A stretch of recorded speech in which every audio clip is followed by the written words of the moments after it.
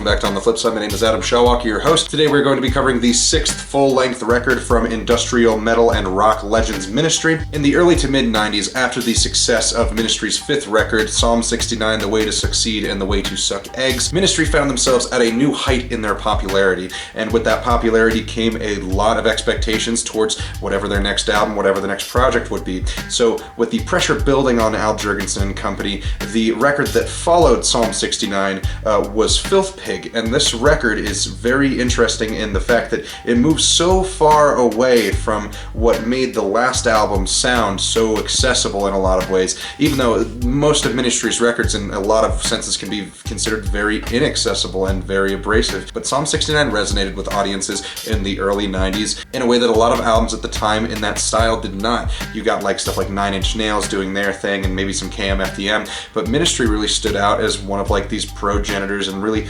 pushing the envelope of their genre. At this point in his career, Al Jourgensen was very well known for being loaded up with all kinds of substances, and it comes through a lot in his music on this album in particular. When this album came out, it abandoned many of like the polished sampling kind of attitudes and a lot of the keyboards, any kind of synths, that stuff. It's just very, very crushing, borderline sludge metal, which for industrial, who is traditionally a very fast-paced industrial band, to move towards this kind of extreme, slow, drudging sound is kind of an interesting thing to see. So we are going to be covering Filth Pig in its entirety today. The track listing is as follows. Side 1 of the record starts off with Reload. Track 2 is Filth Pig. Track 3 is Lava. Track 4 is Crumbs. And track 5 is Useless. Side 2 of the record starts with Dead Guy. Track 7 we have here is Game Show. Track 8 is The Fall. Track 9 is a cover of Lay Lady Lay. And track 10 is Brick Windows. So we are going to give this thing a spin and come back to you on the flip side. Alrighty, we're back with side 1 of the record. Reload starts off the album with a bit more of a steady amount of animosity and is one of the more up-tempo tracks on this record. The energy here isn't really maintained very long, as this is one of the shortest tracks on the album, clocking it at around like I think 2 minutes and 50 seconds or so. Track 2 on the record is Filth Pig. The title track on this album can only be described as monumental. This is a slow, heavy, depressing track that creates an atmosphere very much like audio poison. This is like the longer you listen to it, the more you feel like death. Al Jourgensen's depression and disdain for his life are on full display here. This song is, to me, the first really big indicator on this album for how much this band has changed sonically for this record and how different of a path they're going down for this thing. Ministry had a lot of these albums with very upbeat songs, very traditional industrial, and this album moves in such a big, leaning, like sludge metal direction, while still maintaining some of those industrial roots really interestingly. This title track here is probably one of my favorite tracks on the album, one of my favorite Ministry tracks. It's just so like full of self-loathing, and it just is collapsing in on itself, much like Al Jourgensen at this time in his career. Track 3 here is Lava. The bass line that opens this song off like pummels any sense you have into the ground with this immense amount of fuzz and distortion piled on top of this bass signal that you're getting.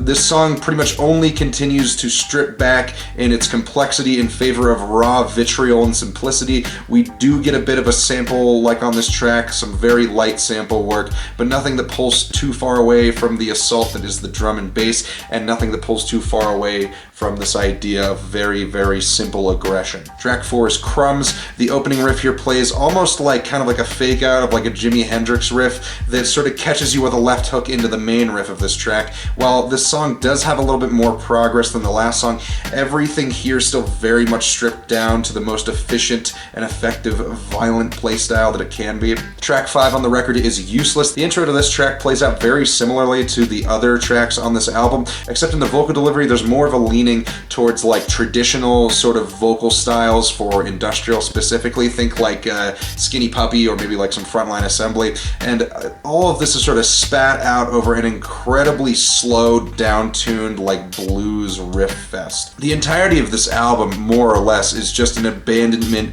of the dancey up-tempo parts of industrial and more of an embracing of the brutal aspects of a depressed, drug-fueled mind, and just not giving a shit really what you're putting out, be it good or bad. It's just a complete honest expression at the time of creation from Al Jourgensen, and I think just you listen to this album and you can't help but feel like that you're just being attacked like in the head, just with how goddamn like angry this album is, how hurt this album is, and how much it wants to hurt you. It's a really, really interesting listen. So we have side 1 of the record covered. We are going to come back to you with side 2, and we will give you some closing thoughts after that. Alrighty, we're back with side 2 of the record. Track 6 on the album is Dead Guy. This track reaches back a little bit and pulls out some of like those elements of groove out of kind of the early industrial scene and kind of infuses them with like the 90s sensibilities of like alternative rock and metal bands, sort of like Helmet or Primus, and just sort of dials them up. This song, while upping its complexity just a little bit, also dials up the aggression a ton. It is a much more in-your-face track than most of the songs that were on side A. While those were also kind of in your face a bit, this one is definitely a bit more of like a direct, you know, kind of assault here. Track 7 is Game Show. This song has a heavy, kind of slow descending sound to it. Lots of very chuggy guitar work here. Builds up to a huge wave of noise that sounds utterly menacing. This effect is really, really cool, but it is kind of a one-trick pony for this song because they do use it a lot, but it is a pretty damn good trick here as it crashes and very much like just releases all of the tension at once while simultaneously building it up very rapidly again. It's a really interesting kind of title give and take sort of crashing effect that they use on this song.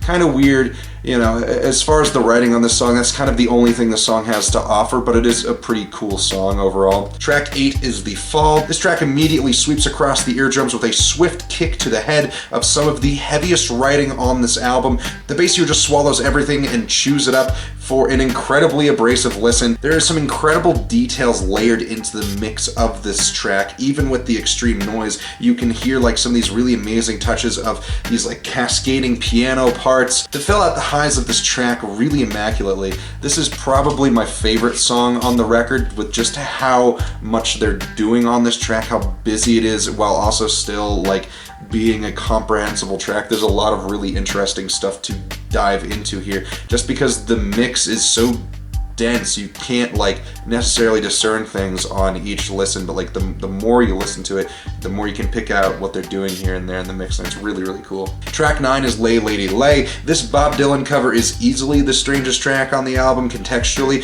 but even still it fits in with the track listing in such a great contrasting way. Even with the down-tuned delivery here, the song shines as not only a great cover, but one of the best tracks on the album. Track 10, the final track on the record, is Brick Windows. This final song saves a lot of the energy that you would expect from a Ministry album for the very last gasp here, with a song very reminiscent writing-wise of like Revolting Cocks in its presentation. Also, as a mirror to this album's first track, Reload, I think this is a very nice way to kind of bring everything back around. This song is, you know, I've listened to this album a handful of times, and, you know, I've listened to a lot of the tracks here, you know, but I haven't listened to this album in its entirety all too many times, and I always forget about this song. I always kind of brush over it, and I don't think I should have been, because this is one of the better tracks here as well. Other than that, this whole album is such an interesting like look into Al Jourgensen's head. Like I was saying earlier, the 90s were such an intense time for industrial music, for rock music, for music in general. I mean, the music industry was at its peak in the early to mid 90s before internet piracy was a thing. I mean, you know, you would get an album, get $750,000 worth of budget to make one record. And at this point in their career, Ministry is just rolling with money because more, you know, because the label wants, you know, more Ministry. They want to sell more of the shit to people. You know, Al has just taken this and gotten extraordinarily high and has distanced himself from people. And you're just dealing with just the inner machinations of someone who has extreme problems. And I think it's a really, really interesting listen as a result of that.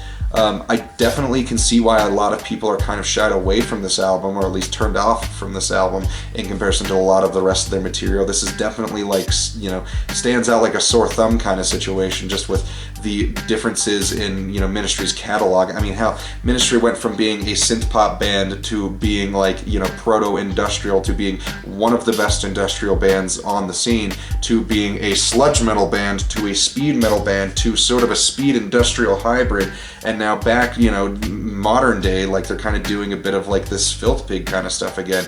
I think that like the sound that they really looked into here was an interesting sound that was far ahead of its time for when it came out. It's very raw, it's very honest. There's, you know, there's sort of like an idea here of like just putting out whatever to get something out, but I think that, you know, kind of mentality, in one hand, it's sort of disingenuine, but at the same time, if you were just like rushing to do like creative expression, I think, you know, it's sort of like if you were to draw a line and just not lift your pencil or pen off the paper and just let it go wherever the line needs to go. And I think that's kind of what you get with this album here. It isn't necessarily pretty, it isn't necessarily the best, you know, album, it isn't necessarily any of like, you know, the things you could describe as good, you know, depending on who you are and who's listening to this. But it is 100% an unbroken line of thought of just getting something, you know, on paper and getting something down. And I think it's a really, really interesting listen because of that. Anyway, what did you guys think of the record? Thank you all so much for watching. Leave your opinion of this record in the comments. We've got more content to come on Thursday, and we will see you on the flip side.